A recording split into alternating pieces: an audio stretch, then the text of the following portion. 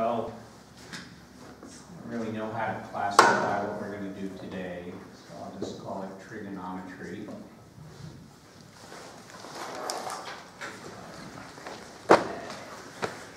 At the risk of repeating something, I'm going to go over something that I think is important. That's why I'm going over it. I would hope when I'm done, you would be able to repeat my steps. This has to do with two important triangles we're going to look at, a 30, 60, 90 triangle, and 45, 45, 90 right isosceles triangle. And I'm going to use these to find some exact values for sines and cosines that show up a lot. They show up a lot in math tests because they're easy to figure out. You should know them. But they also, they actually come up in the real world more often than you would think. And it's good to know where they come from. We'll start with an equilateral triangle, one whose sides are the same and therefore their angles are the same. And therefore, what is the measure of one of their angles? 60, yeah. It has to be a third of 180. So these are all 60-degree triangles, angles.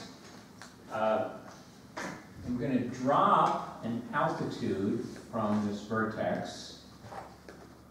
An altitude is just a line segment going from one of the vertices to the other side that intersects that side at a right angle.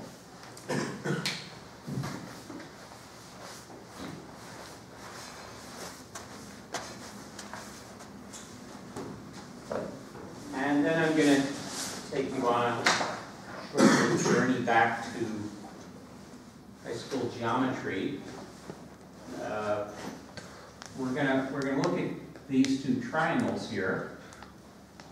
They both have a 60-degree angle. They both have a right angle. And they both have a hypotenuse, which is the same. So I can apply HL, hypotenuse leg, to say that these two triangles are congruent. And because they're congruent, the important result I want to get is that this, the base side of each of them is congruent. Well,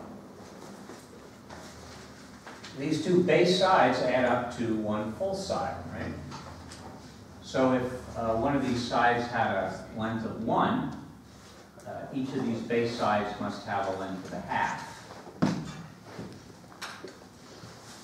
Okay, that's really where the geometry, most of the geometry comes in. But I also want to know the side of this altitude here. And for that I'm going to use Pythagorean theorem. It's going to tell me that a squared plus b squared, let's call this x, a squared plus b squared equals c squared. So x squared plus a half squared will equal 1 squared, on my hypotenuse. I'm going to solve for x. X squared equals 1 minus a quarter, or 3/4. So x equals square root of 3 over square root of 4, or 2. So now I know for a 30, 60, 90 triangle that the ratio of the hypotenuse to the shorter leg is a half, and I know the ratio of this leg to that leg is square root of 3. Okay. What good is that? Well, it's a lot of good, because now I can determine exactly what my sine and my cosine of 60 degrees are. Right? Sine is the opposite over the hypotenuse, so that's just square root of 3 over 2. It's an exact value. And my cosine is the adjacent over the hypotenuse. That's 1/2 over 1/2. And just so we can kind of complete the trio here, the tangent, 60 degrees, that's going to be the opposite over the adjacent. That's square root of 3 over 2 over 1/2. Instead of dividing by 1/2, I'll multiply by its reciprocal. So it's just going to be square root of 3. Okay.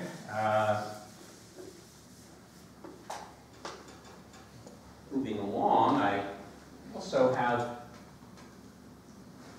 these two angles here have to be equal, and they add up to 60, so that's my 30-degree angle.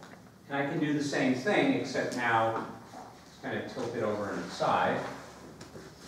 Sine of 30 degrees is the opposite over the hypotenuse, that's 1/2. And similarly, the cosine will be square root of 3 over 2. Now the tangent is going to be 1/2 over the square root of 3 over 2. So it's just going to be the reciprocal of this tangent. And you should note this correspondence here, which is sine of 60 equals cosine of 30. Cosine of 30 equals sine of 30. It's a good reason to call them cofunctions. And okay, so we have those. We have some exact values. Let's leave those up for the moment.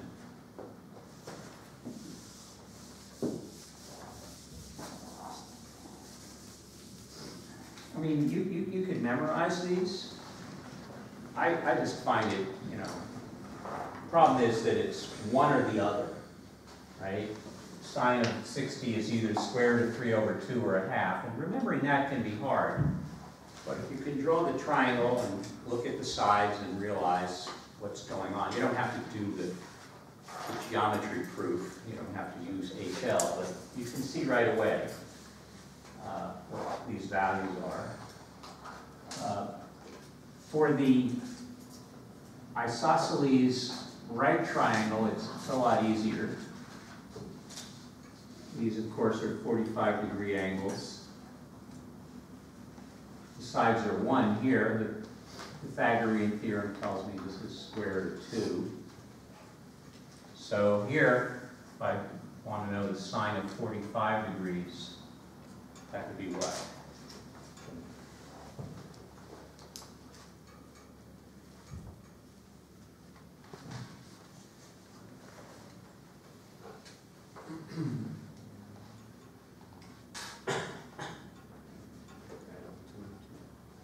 Opposite over the hypotenuse. Sorry? Radical 2 over 2, or 1 over radical 2.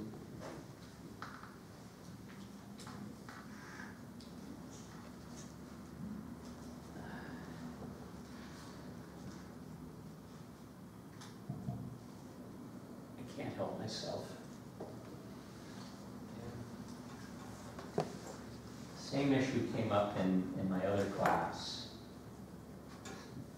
And actually in another environment yesterday.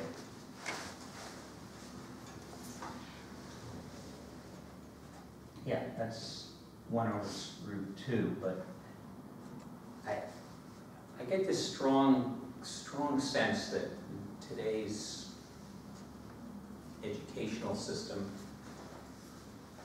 you're being trained to view this as some kind of itch that needs immediate scratching, right?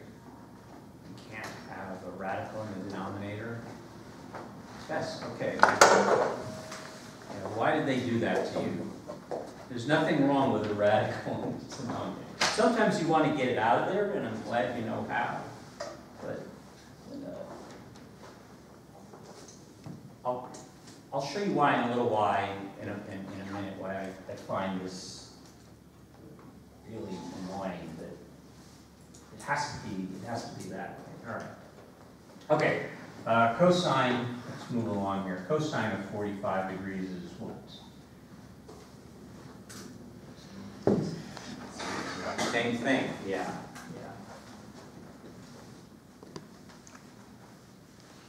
And the tangent of 45 degrees, that's the sine over the cosine, or opposite over the adjacent. That's what? It's just one.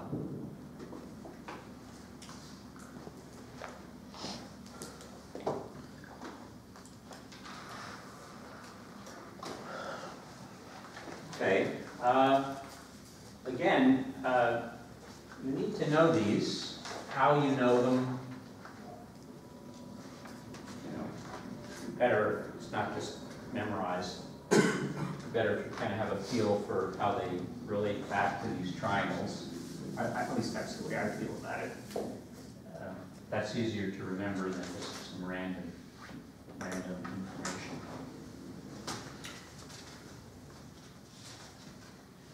Okay. I'm going to do a little exercise here. Everybody's going to help out. We're going to start in the back. I'm going to ask you to answer a very simple question. And if you're uncomfortable answering, just say pass. But I think everybody can do this. So I'm going to start with my unit circle. And I'm going to try and go through and find the values for some sines and cosines that everyone needs to know. You need to know how to find them.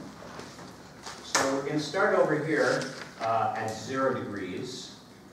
Recall that the sines and cosines are just the coordinates of these points. So let's start with the cosine of 0. So what would be the coordinate for that? 1. Okay, Eleanor? 0. 0, okay. Well, that one was nice and easy. I hope this one isn't too much harder. Here's our 30-degree angle. So now we need to know the cosine of 30 degrees, or this point. So Michael? The square root of 3 over 2. Square root of 3 over 2.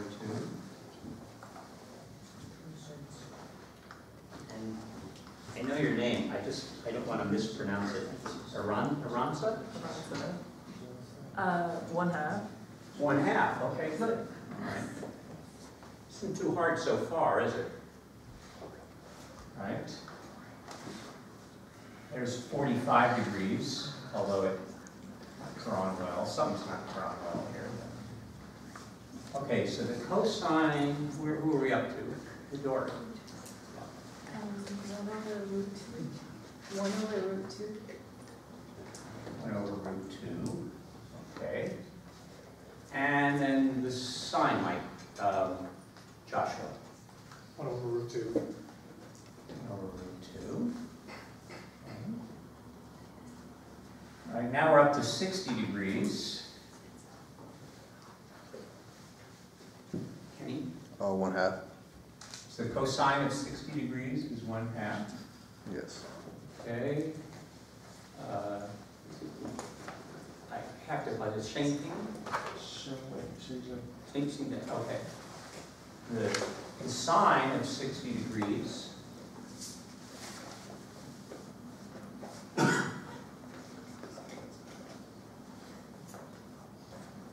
You can pass if you. 2 over square root 2 over square root. Square root of 3 over 2, did you say? 2 over square. I'm sorry. Try again. Speak up a little louder. 2 over square root of 3. 2 over square root of 3? It's Square root of 3 over square root of 3 over 2. Yeah, okay, all right. Okay. I know that sometimes you ask people to do something really simple, and that's what throws you off, because it's too simple. If it was harder, you know. Okay. All right, where are we?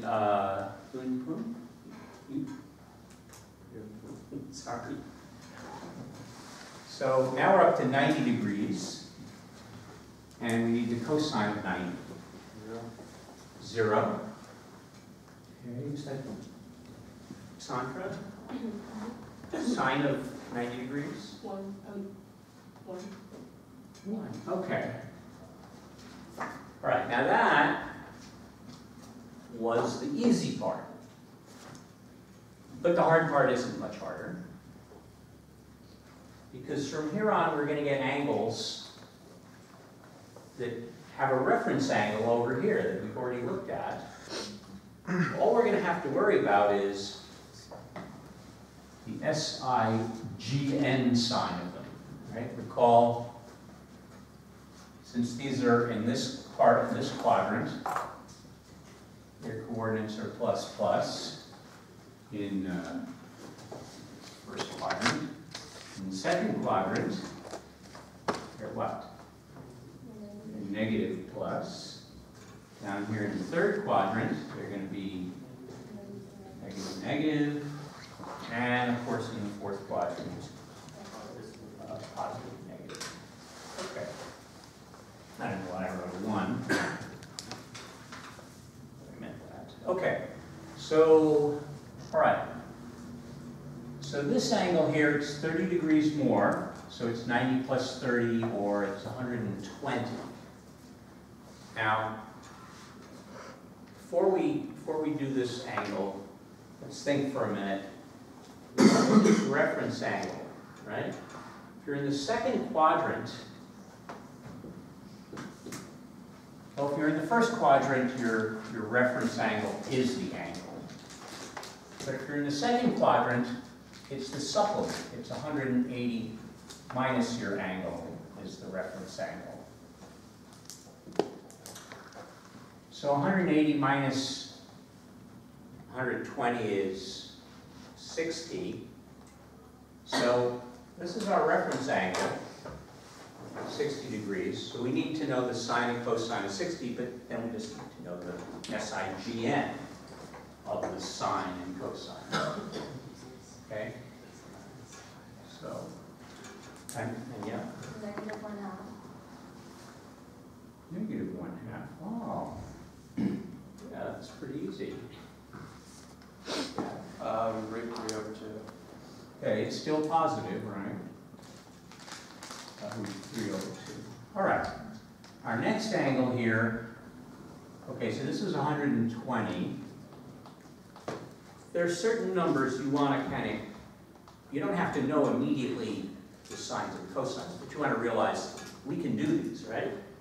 So here we have 90 plus 45, that's 135. 180 minus 135 is 45. So our reference angle is 45. We just have to give SIGN right. Okay. Negative 1 over radical 2. 1 over radical 2. Okay. 1 over root 2. Good. And then we're over here. Now we're 60 degrees from 90, 150 degrees. And who's next? The cosine of 150 degrees. Negative 1/2. Now I'm just kind of doing this visually. This is my reference angle. So the numbers will be the same. So it'll be square root of 3 over 2 for the cosine. Did I ask you for the sine? Or what I said? I meant the cosine. Okay. So it's negative square root of 3 over 2. All right. My brain is doing this weird thing. It's substituting names where they don't belong. I know your name, Justin, but like a K jumped in there. It's like, no, that's Kenny. You're not Kevin. Justin. No, he's not. 1/2. Okay, good. All right, Alexis, now we're on the coordinate here where the x-axis intersects the circle. So you just have to think about what the coordinates are for this point. So that'd be -1 because of Okay, and then John? 0. Yeah. I just want to, this is of course 180, right? This whole thing doesn't really work for these points very well, but so just look for a second here at the cosine. Cosine starts at 1, gets smaller, smaller, smaller, gets to 0. And it goes negative, bigger, bigger to -1. Right? And then it's probably going to do the same thing. It'll be negative, but smaller, smaller, smaller to 0, and then back up to 1.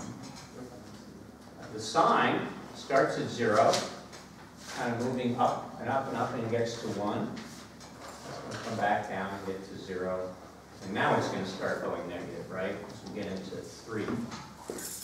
Okay, 30 more degrees, that's 210. Okay, this should be easy because we know both are going to be negative now. The cosine of 210. Is it negative square root of 3 over 2? Negative square root of 3 over 2, yes. This is now the reference angle. In the third quadrant, it's no longer 180 minus the angle, it's the angle minus 180. Right? So 210 minus 180 is 30, that's my reference angle. Alex. The sine of 210, which is the same as the sine of 30, except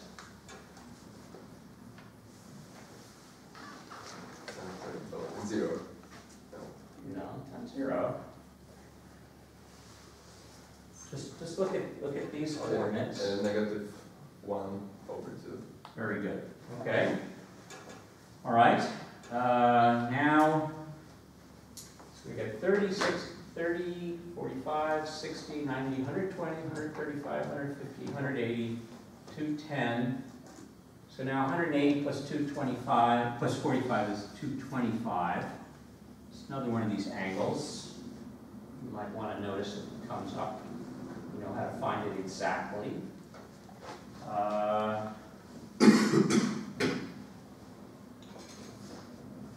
Since my head is doing this again. Why is it doing this? I can't do math and remember names at the same time. It's really bad.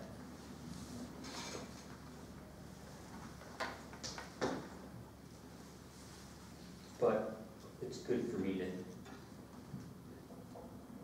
It's Nathan. I don't know. -1 over root 2. I'll give you some time to think about it, huh? Okay, very good. -1 over root 2. Tim. It's Tim. -1. Okay, what are we up to now? 180 plus 60 is 240. Eight. Eight and a half. Does that look right? Yes, it does. Okay, and Marco? Negative square root of 3 over 2. Okay. And finally, Kiera. Now we have to look at these coordinates. This is 270. This does come up a lot. We want to at least know we can figure that out, right? the cosine? Cosine is 0, yes.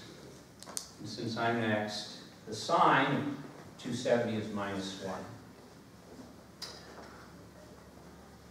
All right. There are, of course, 1, 2, 3 more here we can find. We know that their reference angles are what? Well, I like to think of the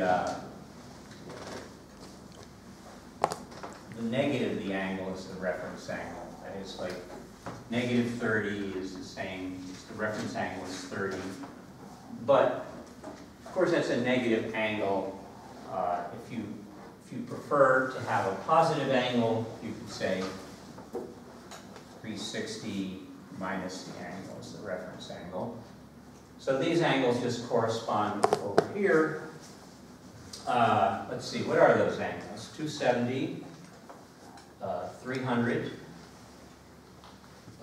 315, and 330. So again, at this point, I'm sure everyone can figure this out.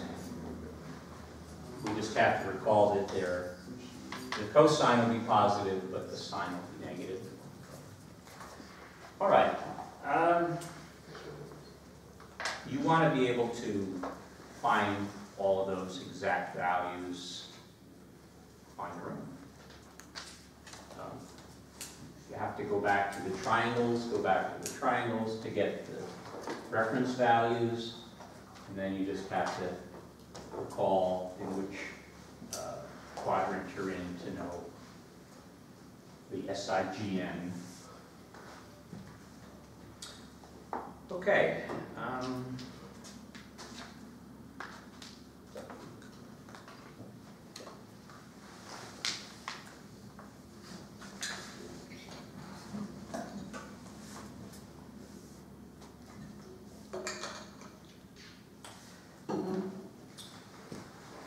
Next thing I want to fill in, I know many of you have taken trig, so you're going to know this, but I want to cover it clearly. Along with, everybody can see me over here, yeah. Along with the sine and the cosine function, we've already talked about the tangent function. One way to think about the tangent function is it's the sine over the cosine. This has the advantage over opposite over adjacent, in that opposite over adjacent only works with the right triangle. But if I want to know the tangent of 315, well, that's going to be the same as the tangent of its reference angle, which is 1, except I have to look, one of them is positive, one of them is negative, so it would be -1, right? So we have to use that logic to figure these out. Then we come along with the cotangent function. I'm writing out because the abbreviations for the cotangent are either CTN theta or COT theta. Both of those are used pretty frequently, so you should be aware of both of them. The cotangent is just the reciprocal of the tangent, so you can think of it as the cosine of theta over the sine of theta. And then we have the two, I feel, poorly named functions. There's the secant, which we abbreviate SEC, and the cosecant, which we abbreviate CSC. I say, well, all right, so the secant is 1 over the cosine,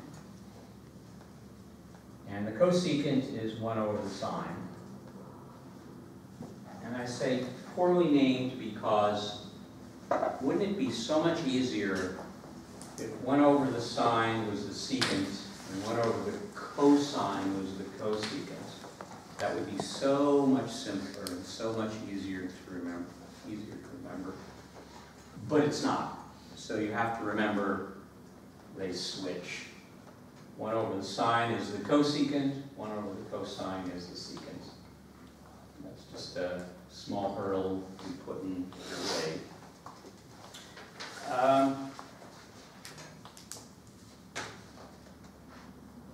We're going to talk about these functions more later, but I just wanted to, put them out there for now.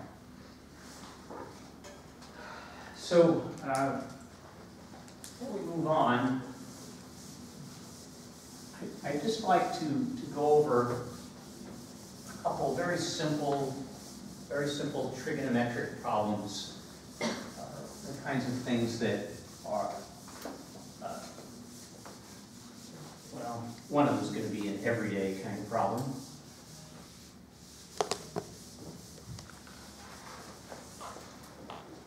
Okay, so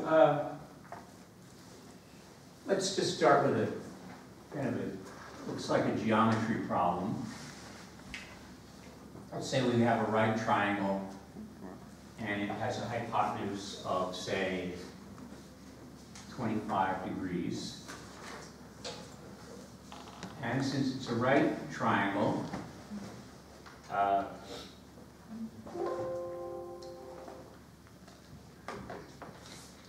well, I know all 3 angles and I know one of the sides. So I can use angle, side, angle. I can say any such triangle is congruent. So I should be able to figure out what these other sides are. So let's start with this over here, call it the opposite side. And let's think for a minute, what trig function can I use to figure out what O is?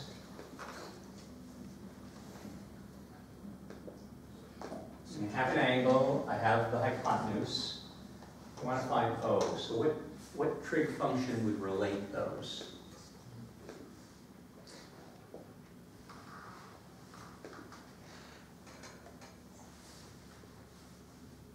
Okay. You can do the sine. Is it, you can do the sine of the building. Sine of 25 degrees. So that's the opposite over the hypotenuse. That's O over 12. Okay, so I can solve for O.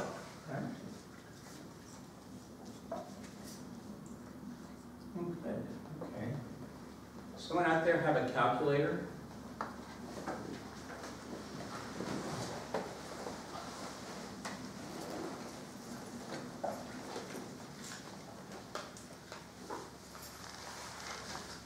So plug in the sine of 25 times 12, and what do we get? 5.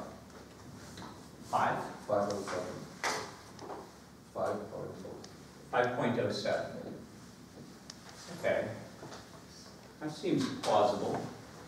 Alex, did you check to make sure you're in degree mode? No. Are you in degree mode? I'm not sure. Okay. Did anybody else get the same thing? Yeah. Okay, Marco, can you put your calculator into radian mode? I want you to, just once, put it into radian mode, and then solve this as if, in other words, plug in sine of 25 radians times 12 and tell me what you get. Negative 1.58821. Negative 5 point, well, that's enough. Negative 1.5.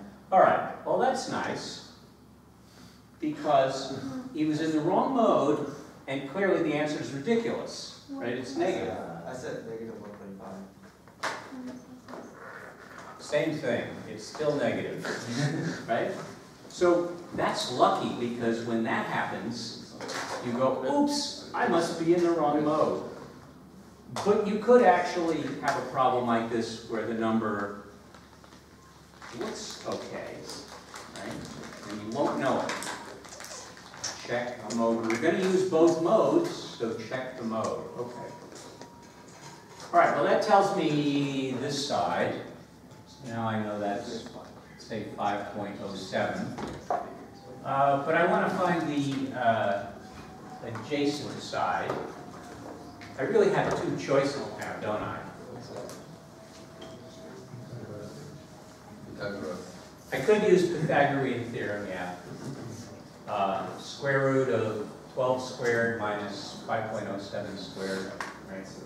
Or I could use the other trig function, right? I could say cosine of 25 degrees equals the adjacent over 12. All right, what do I get when I do that? And I'm in the right mode.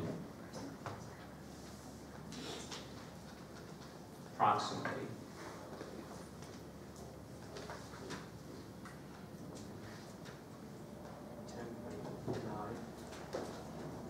$10.9. Okay.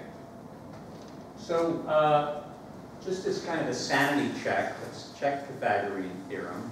Let's do it really cheesy. 12 squared is 144. 11 squared is 121.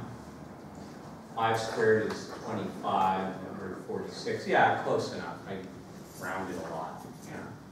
But just a sanity check. You know, you might consider sanity checks when you're doing an exam. It makes no sense at all. It's probably an error. Okay, let's think of for a second a real problem that you might. Well, you probably won't have to do unless you go into like the forestry department. But you're walking along in the forest, and you come upon this really tall tree, and it's your job to know how tall that tree is. But you're afraid of climbing, you know, or something, or you don't really want to climb. It'd be hard, but you walk from the base, you walk 532 feet, and you take out your little measuring device, I guess it would be like a sextant, and you measure this angle, to be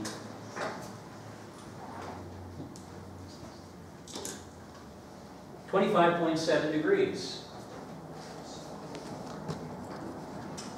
Okay, so we want to find h, the height, and we need some trig function that's going to relate the information we have to the height. So what's that going to be? Tangent, right? Tangent of 25.7 degrees is going to equal the opposite over the adjacent, the height. Probably shouldn't use h, it could be hypotenuse, but the height, we're 532, or h equals 532 times the tangent. Okay, some brave soul. 256, okay. So there are a lot of things like this you can do with trigonometry. I don't know how much we're going to go into solving this kind of problem. There's something called triangulation. We don't have the equipment yet to do triangulation. Does anyone know what triangulation is?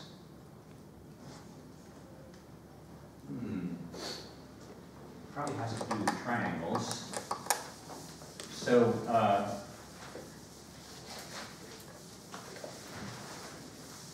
it's kind of like what we just did. Let's say you're at Kennedy Space Center and they haven't, try and draw a spaceship here. They haven't retired the shuttle yet. And you want to track it, so you have a tracking station over here and a tracking station over here. And, you know, the rocket goes up, And both of you measure these angles, right? Alpha and beta. And you know this distance here. We don't have the right equipment yet. We will shortly, in a few days. But you know, we know angle side angle. That's a theorem, right? That means this triangle is unique, which means we can figure out what this height is. So that's triangulation. Okay, lots of good things you can do with trigonometry. We're not quite there yet. What we're gonna do next is we're gonna look at the graphs of these functions.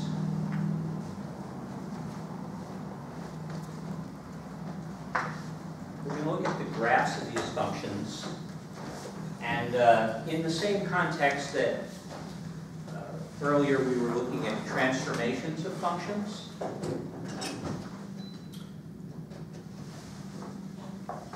So I want you to think about a very, let's take the sine of x, and I want you to think a very general form.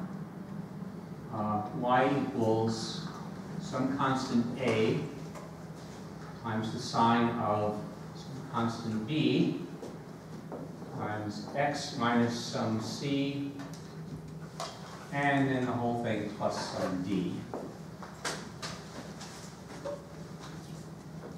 So let's just take a little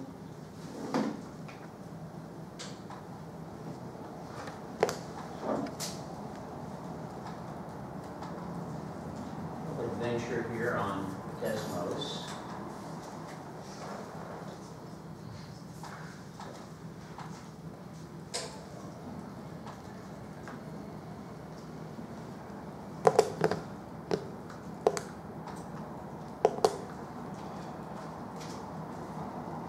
And let's start with just the sine of x, all right? So this is our sine function. It's periodic. It has a period here from 0 to 2 pi, right?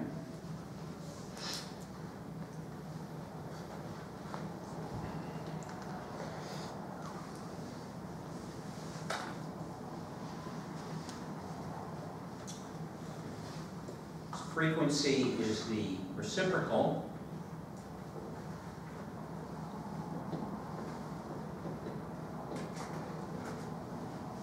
Okay. So what happens when we put some constant in front of it? Let's take a look. Let's try 2 sine of x. Okay. So this is just a stretch in the y-axis. It's just a transformation.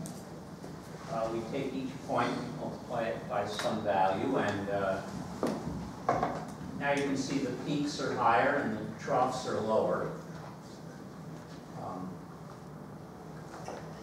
If I were to change this to, say, a number smaller than 1, like a half, you see just the opposite happens. Okay, so this constant here in front, this A we call the amplitude. The amplitude of our sine, or it could be a cosine function. And again, in the context of just transforming functions, it does just what you would think it would do. Okay. And we're going to do something simple here. We're just going to add some value here. So if I take the sine function, I add 3. again, this is pretty straightforward. It does just what you'd think. It moves the function up.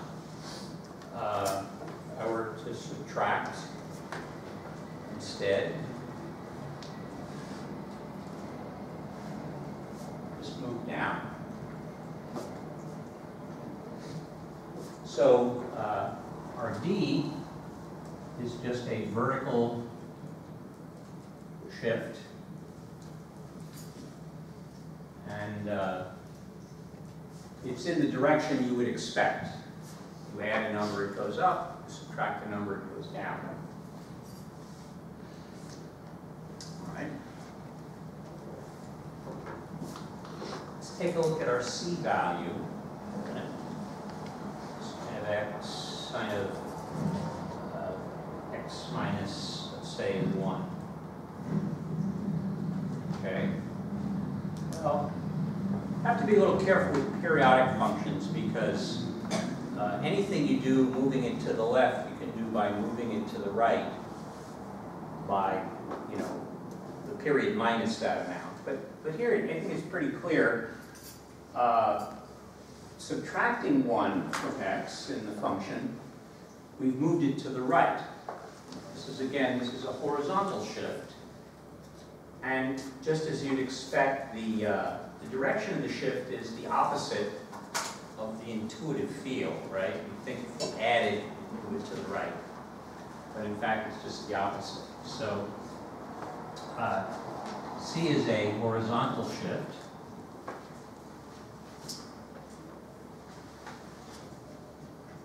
And I'm just going to call it the reverse here, meaning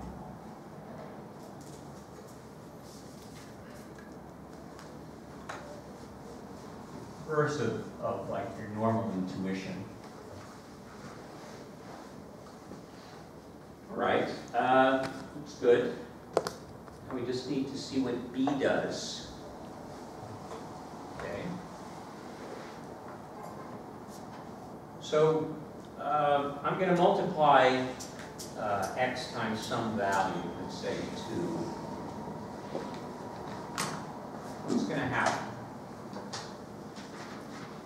What's going to happen to the function? Anyone guess? Yes. Wouldn't the like it would shrink? Excellent. I asked this question in the other class, and the person said, shrink? You get right both ways, right? Yeah, let's see. Aha! Shrinks. Its period shrinks, right? Its frequency expands, actually. Okay. It's worth, okay, so B is what? That's a dilation along the x-axis.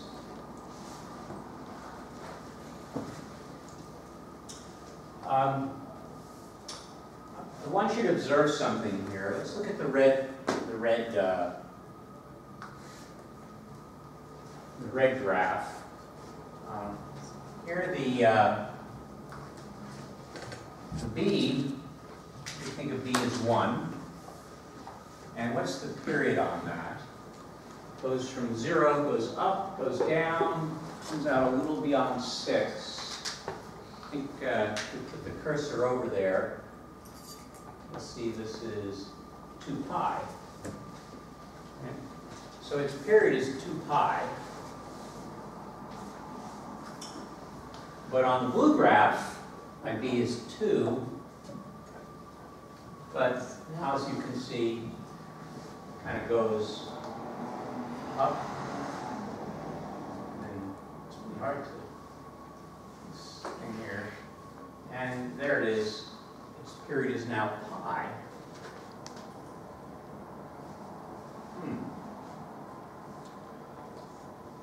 So I'd like to have some kind of equation, some kind of function that'll tell me, given B, what the period is, and I only have 2 points here. Anyone guess what that's going to be? I and two. I and two. Well, pi over 2 is a constant. Need something that involves b. B is equal to some function of b. So what's that function? To give you a hint, I said 3 would be what? It would be 2/3 pi.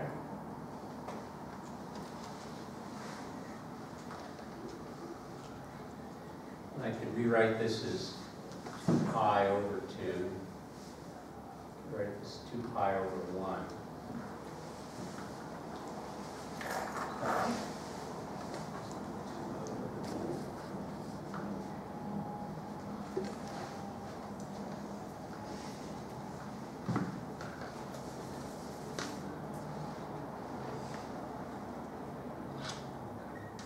Yeah. So if I want to know the period, given this equation, I just have to look at b, right? Just 2 pi over b. Its frequency, I actually may use that, the period function. The frequency with respect to b is just going to be 1 over the period, so it'll be b over 2 pi. One minor distinction here. We don't think of a period being negative, right? But b could be negative, right? So really, what we want is absolute value of b. Okay. How are we doing here?